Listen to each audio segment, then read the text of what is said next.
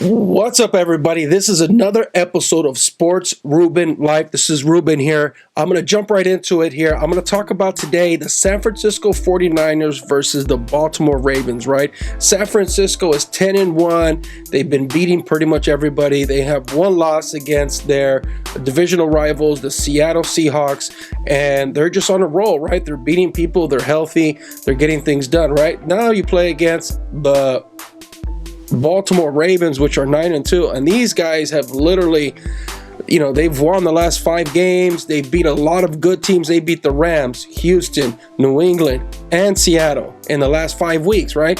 They're becoming this matchup here, and this is the reason why I picked this as one of the games of the week, right? Is the Baltimore Ravens, and this could be a potential Super Bowl matchup, right? These teams are both very good. They're both very accomplished, but there are little things here that maybe they can take advantage of, right? When you look at in the standings, where's everything at? What are they going to be doing to try to get this victory, right? So when they play this game, they're going to be playing in Baltimore, right? It's going to be, the weather's not going to be that great, and essentially you're going to have to, in San Francisco, they're used to playing in pretty much fair weather. It gets a little colder this time of the year, but the weather is going to be a factor, right? The question is, can Baltimore take advantage of that, right? So Baltimore's strength is, right, their offense. They have basically the number 1 ranked offense in the NFL, right? And behind this 210 yards a game that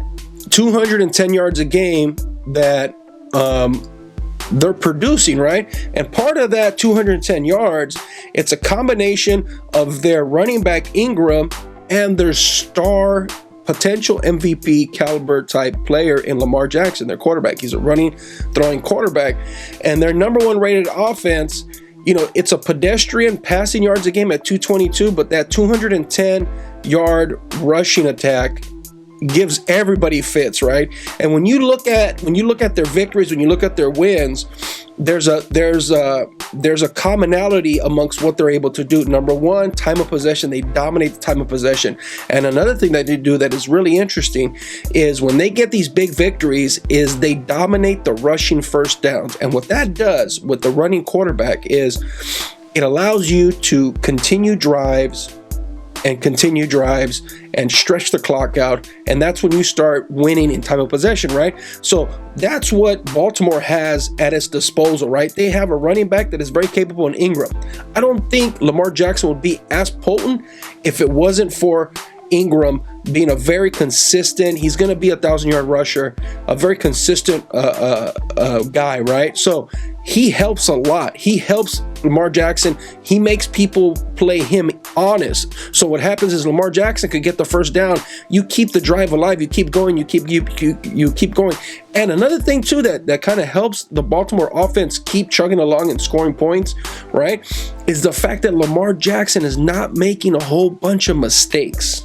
Okay, that's the interesting thing about him, is that his passing, he's gotten way more efficient. He's completing way more passes of, the ones that he is, taking, right? And so with that being said, he puts himself in a position, right? He puts himself in a position where he not only is effective, they control the ball, they dictate pace, they get the first downs in rushing, they have a passing attack. And so what happens is you couple that with a very capable defense, and you're not only good, but you're beating people handily. They beat the New England Patriots, right? New England Patriots haven't lost either. They have to chase them for home field advantage, right? Because the Baltimore has 2 losses. They lost 2 games in a row, in the first quarter of the season, and then consequently, what happens, right, is that they are now playing catch up with New England, where New England is going to be forced to play hard every single week because their home field advantage is key for them to go deep into the playoffs and possibly the Super Bowl. So Baltimore is going to be motivated to just keep winning these games. If they can make it where Baltimore is, if they secure home field advantage throughout the playoffs, it's just going to even make it harder for anybody else to beat a Lamar Jackson ran offense, right? He's doing a really good job in positioning his team to get the victories, right? And they beat a lot of good teams, like I said, New England, Houston, Los Angeles. They beat Seattle, right? And they beat Pittsburgh, right? Those are some good victories, right? And conversely, what's interesting is Frisco beat the same good teams, dude. So Frisco has a lot of good, solid victories too. And so this is going to be a really tight game. This is going to be an interesting matchup. I think this is going to be a very, very, very powerful takeaway observation-wise. And how do you beat them, right? How do you beat these teams when they're good, right? So in other words, like a team that's average or pedestrian, there's ways you can expose them. But one of the biggest things with San Francisco is San Francisco has the top-rated defense, right? So their top-rated defense, you would think, okay, they're going to shut down Lamar Jackson and their offense, right? So here's the thing. San Francisco's strength in their defense is slowing down or stopping the pass, right? So Lamar Jackson and company, they rely on the pass. It makes it balanced, but they're not so heavily relied on what San Francisco's strength is defensively, right? So San Francisco gives up about 111 yards a game. Are they going to be able to slow down Lamar Jackson and their running attack, which has got almost they have got almost 300 yards rushing, right? So that 300 yards rushing has got the victory, right? So they can rely heavily on the run. Again, that controls the pacing and the tempo of the game, right? When you keep that ball a long time, your defense gets a lot of rest. Their defense gets worn out. So has San Francisco's defense been put to this type of test? The uniqueness and the unicorn type play that Lamar Jackson is doing right now, because he's not only not fumbling the ball, he's not turning it over in droves passing, because everybody says, well, he's a good running quarterback, so he can't pass, right? No, he's very capable passer as well, right? So he has all these tools at his disposal, right? What is it going to take to slow him down? Right? Is it going to take San Francisco constantly scoring? Because Baltimore's at the point now where they're scoring every single drive. They're very seldomly using their punter. So there's a lot of keys to this whole thing. But I think the key for San Francisco is they need to stay on the field. They need to keep Lamar Jackson off the field, and they need to have sustained drives. They need to be in position. They need to eat up the clock. They need to not allow, right? They need to allow Baltimore's number one ranked offense to be on the field, right? They need to slow it down and hope that Lamar Jackson messes up a little bit. He gets kind of tripped up a little bit. So San Francisco's defense, it doesn't play well into the style per se that Baltimore plays, right? If Baltimore had a run-stopping defense, then you can say that maybe they can neutralize the effectiveness of Lamar Jackson, right?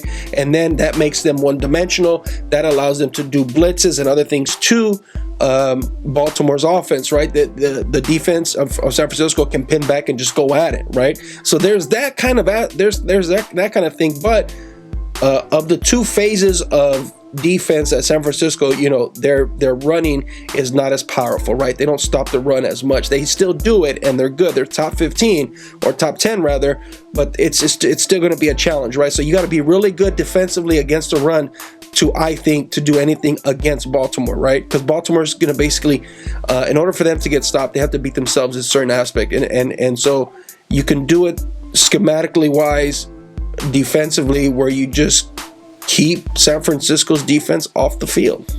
That's the only way I think this game is going to change. I don't see Baltimore losing. I see San Francisco really struggling to stop Baltimore's offense, right? So if San Francisco doesn't capitalize on every position, if this is not 100-point combined game, defensively, if it gets slow and it starts to become low points, then there's a chance, right?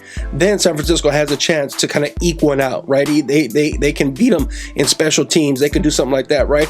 But Baltimore's a 5-point favorite. Their over-under's 45.5 points. And you say to yourself, well, that's a low total, right? Well, Baltimore's averaging 35 points a game offensively, right? San Francisco, 30 points a game, right? Tops in the league. Those guys are, but defensively, they're both allowing less than 20 points a game. San Francisco's allowing only 14.8 points a game, less than 15. and Baltimore's less than 18. So it can go either way. One of these teams can go off, and I think Baltimore's going to do it. I think they're going to capitalize with their dynamic offense, and they're going to score. I want to say they're going to score upwards of 30 points.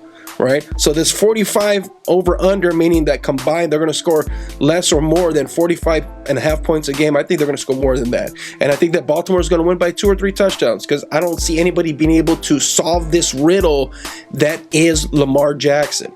He's very dynamic, and it is also not that they can't figure them out, but it's very difficult to have personnel to be able to attack that, right?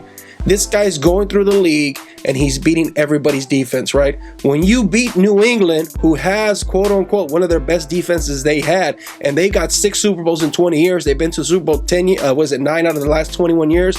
So a team like that says they have one of their best defenses they've had all time, and Lamar Jackson got through and did what they wanted to do, that tells you that, you know, you have to really get lucky, but you also have to try to just keep them off the field.